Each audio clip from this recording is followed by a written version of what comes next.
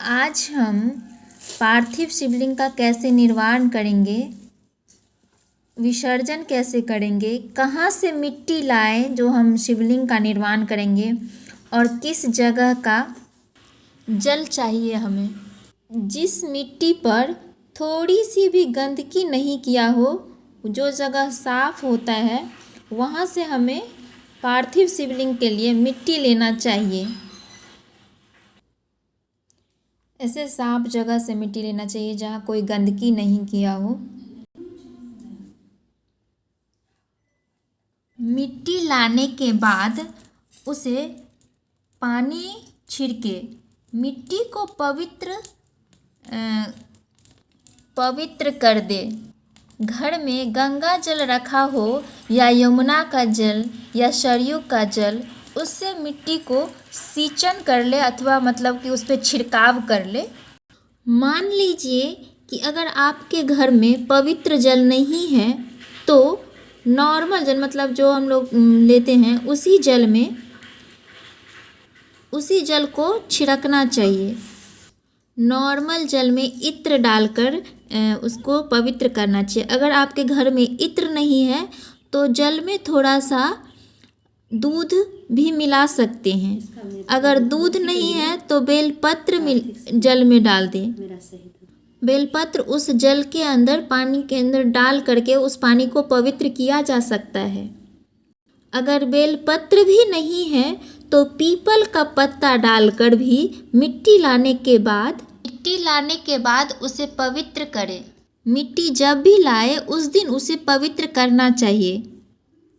अगर शिवलिंग प्रातः काल यानी कि सुबह में बना रहे हैं तो शिवलिंग ब्रह्म मुहूर्त में मिट्टी गला दे। जिस मिट्टी के लिए शिवलिंग बनाएंगे उसे पानी में ब्रह्म मुहूर्त में ही गला दे। इस जल में उसे गलाया जाए। पानी को मटका होता है ना, रसोई घर में जहाँ आप पानी पीने वाला पानी रखते हैं, घड़ा अगर है आपके घर में या मटका या जिस चीज़ में भी पीने का पानी रखते हैं, उसके पास एक कलश जिसमें अलग से ताज़ा पानी भर करके यानी कि लोटकी हो, उसे किसी प्लेट से ढककर एक अक्षत का दाना रख दे। इस जल को कम से कम 15 मिनट, 1 घंटा, 2 घंटा, 3 घंटा या रात में रख दीजिए आप। और उसके बाद नहीं तो बहुत कम तो 15 मिनट तो रहना ही चाहिए वो घड़ा के पास जल, क्योंकि किचन में माँ अन्नपूर्णा का निवास होता है, वहाँ पितरों का भी निवास होता है। और शास्त्रों के मुताबिक 33 कोटि देवी देवता एक क्षण के लिए हमारे रसोई में अवश्य प्रवेश करते हैं। इसलिए रसोई घर को हमेशा साफ रखना चाहिए, कभी जूठा नहीं छोड़ना चाहिए। उसे साफ सफाई का विशेष महत्व रखना चाहिए, क्योंकि 33 कोटि देवी देवता हमारे रसोई घर में आते। घर भले ही आप एक बार थोड़ा सा झाड़ू लगा दे, पोछा पर डे नहीं लगा पाते, कोई बात नहीं, लेकिन रसोई घर को साफ रखना चाहिए। उस कलश में, उस मिट्टी पर जब शिवलिंग बनाए तो उस कलश का ही जल मिट्टी पर डालना है।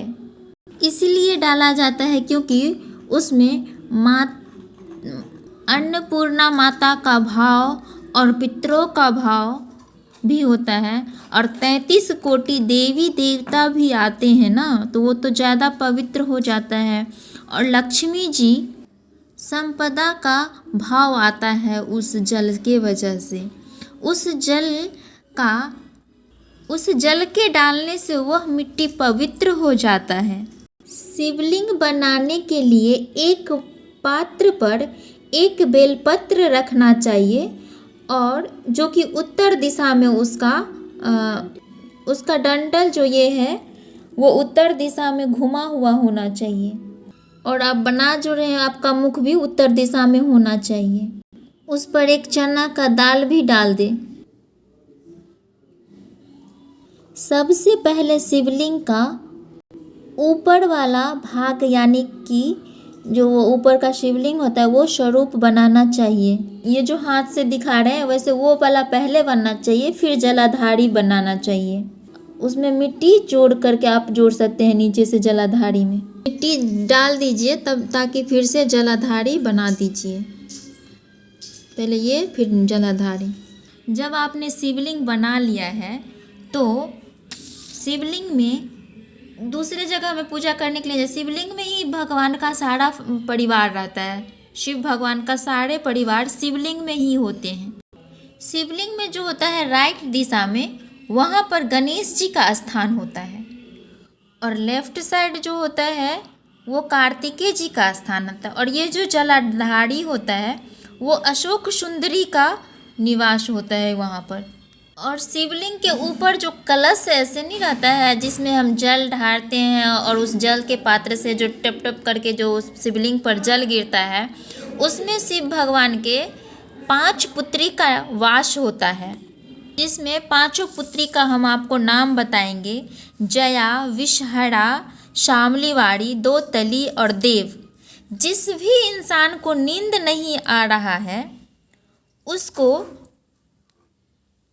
इन 5 पुत्रियों का नाम लेकर के सोने से नींद आता है। जैसे कि आप जया बोलिए, फिर थोड़ा सा हाथ में जल लीजिए और आचमन करिए, फिर विषहारा बोल करके वैसे आचमन करिए, शामलीवाड़ी बोलकर आचमन करिए, दो तली बोलकर आचमन करिए और देव बोलकर आचमन करिए, उससे नींद आ जाता है। फिर पंचामृत बना करके शिवलिंग का स्नान करवाना चाहिए। पंचमेवा क्या क्या चीज़ से बनाएं? पंचमेवा दही से, मखान से, उसके बाद गुड़ डाले हैं, उसमें तिल डाल सकते थे लेकिन आज रविवार है तो हम तिल नहीं डाले हैं, क्योंकि रविवार को तिल नहीं डालना चाहिए, छूना चाहिए। जौ, गंगा जल और शहद। फिर पूजन करना चाहिए। श्री शिवाय नमस्तुभ्यम बोल करके मतलब मंत्रों का उच्चारण करते हुए पूजा करिए। अपना मनोकामना बोलते हुए मंत्र का उच्चारण कर सकते हैं। श्री शिवाय नमस्तुभ्यम, ओम नमः शिवाय, जो आपको लगे, श्री शिवाय नमस्तुभ्यम। ये हमारे घर का मंदिर है। ये हम लोग घर में शिवलिंग रखे हुए हैं, उसका पूजा करते हैं। ये मंदिर है हमारा। विसर्जन का विधि अभी बता देते हैं। विसर्जन का विधि इसीलिए अभी बता दे रहे क्योंकि शिवलिंग तो सूर्य अस्त से पहले विसर्जन करना है, लेकिन हम तो अभी पूजा करें तो इसी में विसर्जन का भी विधि बता देते हैं, अलग से वीडियो नहीं बना करके।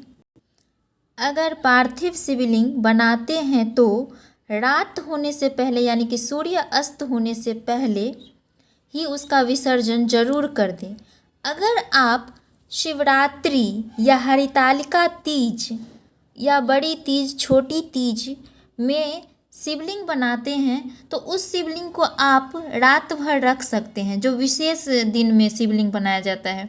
और सावन में पूरे सावन, अगर सावन मास में महीना में बनाते हैं तो रात भर रख सकते हैं। और ऐसे किसी दिन पे भी बनाते हैं तो उसे सूर्य अस्त से पहले विसर्जन करना होता है। नदी में शिवलिंग का विसर्जन करना चाहिए। अगर आपके आसपास नदी नहीं है, नहीं जा सकते हैं, तो कोई बड़ा सा टब ले ले जिसमें शिवलिंग आसानी से डूब सके, विसर्जित हो सके, उस टाइप का उसमें फिर टब में पानी भर ले, उसे विसर्जन करें। विसर्जन करते वक्त क्या चीज़ का ध्यान रखना चाहिए उसके बारे में हम बताएंगे आपको। विसर्जन करते वक्त जलाधारी हमारे दिशा में होना चाहिए। पात्र यानी कि जिस थाली में आप बनाए हुए हैं, जैसे कि ये थाली है, उसमें पात्र को, जैसे इस थाली को ऐसे मतलब वो करे कि जलाधारी हम अपने तरफ करेंगे तो ऐसे करके थोड़ा उठा करके शिवलिंग को विसर्जन करना है, ताकि जलाधारी लास्ट तक हमें विसर्जित होते वक्त तक दिखे। जिस भी कामना से आपने पार्थिव शिवलिंग को निर्माण किया है, बनाया है, उस कामना को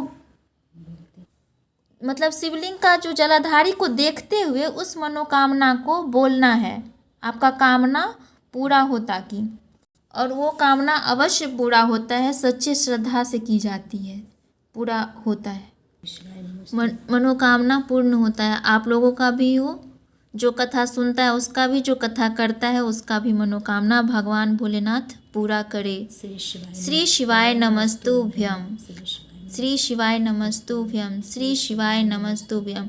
हर हर महादेव। काशी विश्वनाथ गंगे हर हर काल हर कष्ट हर दुख। बोलिए सभी देवता की जय, सभी देवी देवता की जय। धर्म की जय हो, अधर्म का नाश हो, प्राणियों में सद्भावना हो, विश्व का कल्याण हो।